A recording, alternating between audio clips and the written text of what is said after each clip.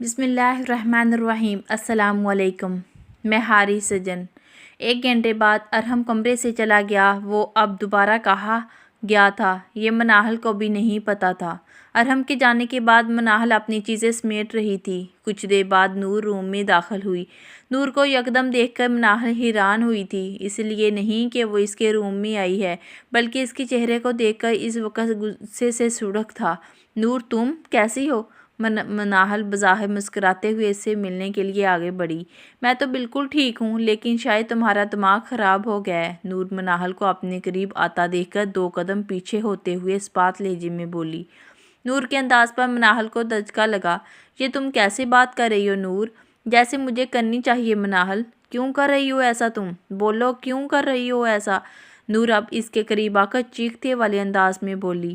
میں کیا کر رہی ہوں نور؟ مجھے کچھ سمجھ نہیں آ رہا، تم کیا کہہ رہی ہو؟ نور نے اس بار خود کو نارمل کیا، پھر منال کی طرف متوجہ ہوئی۔ تم نے بھائی کو کیوں کہا کہ وہ تمہیں طلاق دے دے؟ نور نے اسے سوالیہ نظروں سے دیکھا۔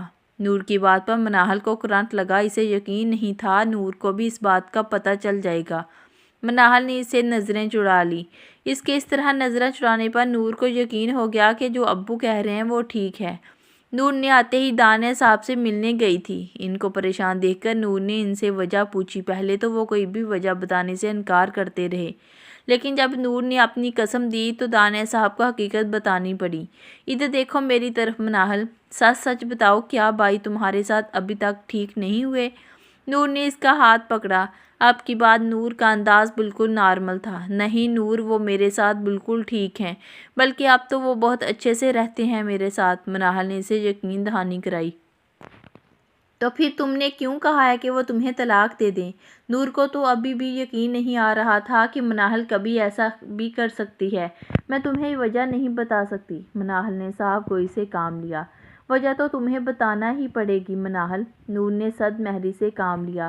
نور دیکھو، اس سے پہلے منال کچھ کہتی نور نے اس کی بات کاٹی۔ مجھے کچھ نہیں دیکھنا، مجھے بس سچ سننا ہے منال، نور اس کی آنکھوں میں دیکھتے ہوئے بولی۔ نور چاہتی ہے میں ارحم سے طلاق لے لوں؟ منال نے بولتے ہوئے سر جھکا لیا۔ رجا کے نام پر نور حیران رہ گئی۔ اسے سمجھ نہیں آیا تھا کہ رجا منال سے ایسا کیوں کہے گی، لیکن رجا آپی تمہیں یہ بات کیوں کہیں گی؟ اگر وہ یہ ایسا چاہتی بھی ہے تو ارحم بھائی سے بات کریں گی۔ وہ کہتی ہے کہ ارحم ابو سے بات نہیں کر سکتے کیونکہ وہ ان سے بہت پیار کرتے ہیں، اس لیے میں ابو سے بات کروں۔ منال کی آنکھیں بڑھ آئی تھی۔ تم پاگل تو نہیں ہو؟ ان کے لیے اپنا گھر برباد کر رہی ہو؟ منال تمہیں کیا ہو گیا ہے؟ نور کا دل کیا تھا کہ اس کی عقل کا ماتم کرے۔ وہ اس قدر احمق ہو سکتی ہے، اتنی آسانی سے اپنا شوہر کسی کو دے رہی ہے؟ نور، وہ ارحم سے بہت محبت کرتی ہے، تم جانتی ہو؟ رجا نے میرے آگے ہاتھ جوڑے تھے۔ اس کی آنکھوں میں ارحم کے لیے میں نے محبت دیکھی تھی، اس کی بے بسی میں نے محسوس کی تھی۔ اور تمہارا اپنے بارے میں کیا خیال ہے؟ تمہاری آنکھوں میں جو ارحم بھائی کے لیے محبت ہے، اس کا کیا؟ بولو۔ اور اب تو ارحم بھائی، منال نے اس کی بات کاٹی، وہ دونوں ایک دوسرے سے بہت محبت کرتے ہیں۔ ویسے بھی جو بھی ہوا ان سب میں رجا کا کیا قصور تھا؟ اسے کس بات کی سزا مل رہی ہے؟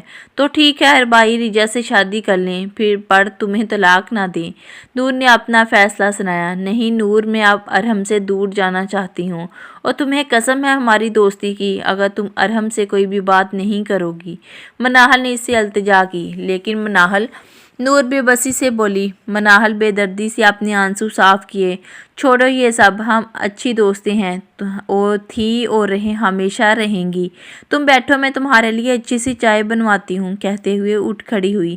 اس سے پہلے وہ جاتی نور نے اس کا ہاتھ تھام کر اسے روکا اور گلے لگا لیا۔ بہت بہادر ہو گئی ہو منال۔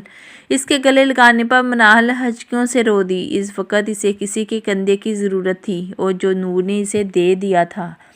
کچھ دیر بعد جب منال کا دل ہلکا ہوا تو نور سے دور ہوئی۔ سوری، پتہ نہیں یکدم سے کیا ہو گیا؟ رونے سے منال کی آنکھیں سرخ ہو چکی تھی۔ ٹھیک ہے؟ نور نے اس سے پوچھا۔ منال نے اس بات میں سر ہلایا اور کمرے سے چلی گئی۔ کیسے ہو ارحم؟ رجا نے اس کے قریب آ کر پوچھا۔ रिजा ने अरहम को मिलने के लिए बुलाया था। वो अरहम से अगले हफ्ते निकाह के बारे में बात करना चाहती थी। मनाहल से वो पहले ही पूछ चुकी थी कि इसने दानिया साहब से बात की है या नहीं, लेकिन मनाहल ने बता दिया था कि दानिया साहब ने अरहम को कह दिया कि जैसा मनाहल चाहती है वैसा ही करो।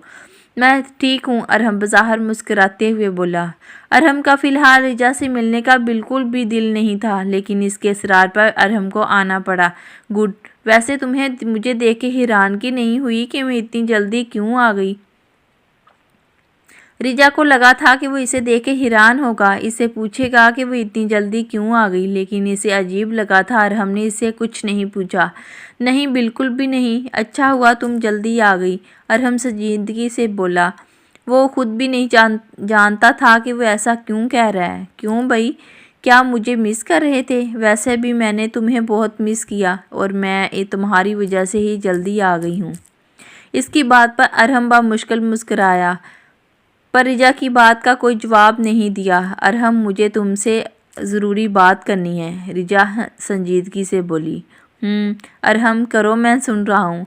अरहम, मैं चाहती हूँ कि हम नेक्स्ट वीक शादी कर लें। इसकी बात पर अरहम चौंका, फिर संभल कर बोला, ठीक है। अरहम की इस तरह फ़ौरन मान जाने पर रिजा खिल उठी और इसे यकीन नहीं आ रहा था कि अरहम मान जाएगा, लेकिन मेरी शर्त।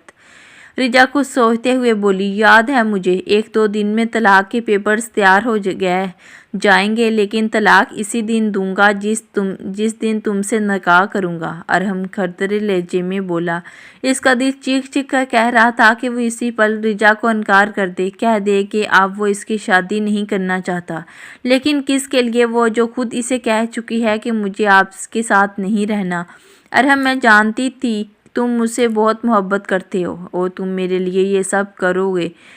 मैं सोच रही हूँ कि अगले हफ्ते हम सादगी से निकाह कर लेंगे और 3-4 माह बाद धूमधाम से शादी। नहीं, जिस दिन निकाह होगा उसी दिन रुखसती, और वो भी बिल्कुल सादगी से। अरहम अपने अल्फाज पर जोर देते हुए बोला।